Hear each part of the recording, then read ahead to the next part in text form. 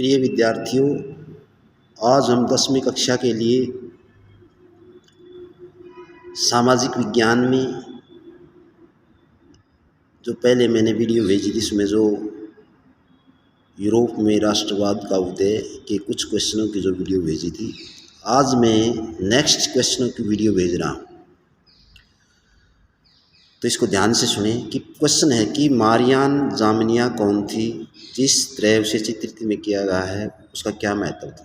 पहले हम जो ना मारियान के बारे में, जो मारियान और जेमिनिया थी, ये 18वीं और 19वीं सदी के फ्रांस और जर्मन के कलाकारों ने अपने राष्ट्र के एक मानवीय चेहरा देने के लिए कृति बनाई है, यानी जो उसकी तस्वीरें बनाई हैं।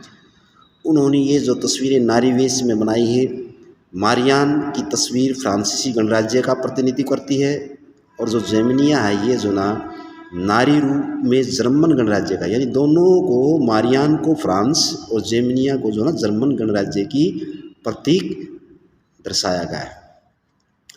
अब इनका दोनों का क्या महत्व था। इन पात्रों के चिन्ह भी स्वतंत्रता और गणराज्य के थे।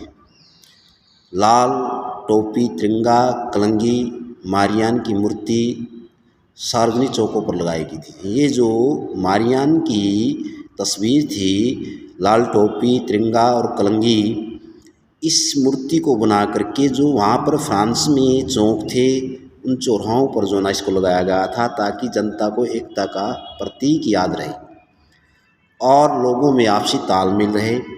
मारियान की तस्वीर सिक्कों, जो डाक टिकटें थी, उन पर बनाई गई और इसी तरह जामनिया जर्मन राष्ट्र का एक जो ना रूप बन गई थी। उसके बाद क्वेश्चन नंबर 2 में है कि भाई जर्मन एकीकरण की प्रक्रिया का संक्षेप में वर्णन करें। तो जर्मन का जो एकीकरण 2 भागों में विभाजित थी, उसका जो एकीकरण के बारे में बताना संक्षेप में बता रहे हैं हम। जो ना जर्मन का जो मध्यम वर्ग के जो लोग थे, 1848 में जर्मन महासंघ के अलग अलग क्षेत्रों में जोड़ करके एक निर्वाचित संसद द्वारा शासित राष्ट्र राज्य बनाने का प्रयत्न किया गया था। किसमें? 1848 में जर्मन महासंघ के जितने भी जो अलग अलग राज्य थे, उनको जो ना मिला करके निर्वाचित संसद, एक राष्ट्र राज्य स्थापित करने का प्रयास किया गया था। राष्ट्र के निर्माण की जो उदारवादी पहल राजशाही और फौज की ताकत ने मिलकर को जो ना दबा दिया था। और ये जो एक निर्वाचन संसद बनाई गई थी, वहाँ की जो राजशाही और जो फौज की ताकत थी, उसको उनकी जो आवाज़ें थी वो जो ना दबा दी गई थी। उसका समर्थन प्रशा के जो बड़े बड़े भूस्वामियों ने किया। उसके बाद प्रशा राष्ट्रीय एकीकरण आंदोलन का नेतृत्व भी संभाला। उसके बाद जो उसका पड़ोसी जो देश था, भाग था प्रशा, उस प्रशा के जो बड़े बड़े भूस्वामी, अर्थात जो बड़े बड़े जमींदार थे, भूमि के मालिक थे, उन्होंने इसको जो ना समर्थन किया और जो राष्ट्रीय एकीकरण के लिए महत्व जो आंदोलन की जो ना नेतृत्व किया इसने जो ना किसी प्रशा के जो भूस्वामियों ने। उसका प्रमुख मंत्री ऑटो बिन बिस्मार्क इस प्रक्रिया का जनक माना गया। ये जो प्रशा का मंत्री था, जो प्रशा साम्राज्य था, उसका मंत्री था ये ऑटो बिन बिस्मार्क, और इसने जो ना इसका जनक माना गया है इसे जर्मन के एकीकरण का, जिन्हें प्रशा की सेना और नौकुशाही की मदद ली। और 7 वर्ष के दौरान ऑस्ट्रिया, डेनमार्क, फ्रांस 3 युद्धों से प्रशा की जीत हुई थी और जर्मन की एकीकरण प्रक्रिया जो ना शुरू हो गई थी इस जीत के द्वारा। जनवरी 1971 में वर्षा में एक संधि हुई या समारोह हुआ। उसमें जो प्रशा के राजा विलियम प्रथम थे, उन्होंने जो ना जर्मन का सम्राट घोषित कर दिया गया था। ये था जर्मन का एकीकरण भाई संक्षेप में।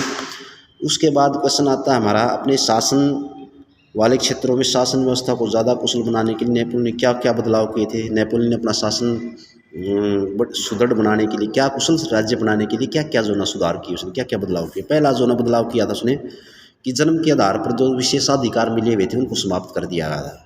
क्वेश्चन उसके बाद दूसरा सुधार किया, कानून के समक्ष बराबरी, यानी कानून के समक्ष सब बराबर हैं, संपत्ति के अधिकारों को सुरक्षित बनाया गया था।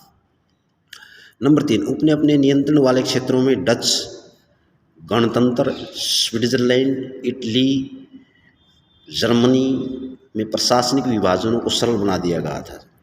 उसके बाद नंबर 4 है, सीमांत व्यवस्था को ख़त्म करके किसानों को भूदास्तों और जागीरदारी शुल्कों से मुक्ति दिलाई गई थी। कुछ प्राचीन काल में क्या होता था कि सामंतवादी व्यवस्था होती थी। जो बड़े बड़े जमींदार लोग होते थे वो छोटे किसानों को जो ना भूमि काम करवाने के लिए दास बना लेते थे और उन पर जो ना वो जो जमींदारी शुल्क लिए जाते थे। लेकिन इसने जो नेपोलियन ने किया कि जमींदारी शुल्क को सो मुक्त कराया गया सभी को। जो उसके बाद क्वेश्चन तीसरा जो सुधार किया, शहरों में जो कारीगर थे श्रेणी संघों के नियंत्रण को हटा दिया गया। यानी जो छोटे छोटे जो कारीगर थे शहरों में काम करने वाले, जो उन संघों को नियंत्रण जो काम करे थे उनकी जो उसके नियंत्रण से मुक्त किया गया। जो उसके बाद छठा जो है यातायात और संचार व्यवस्था को सुधार किया गया।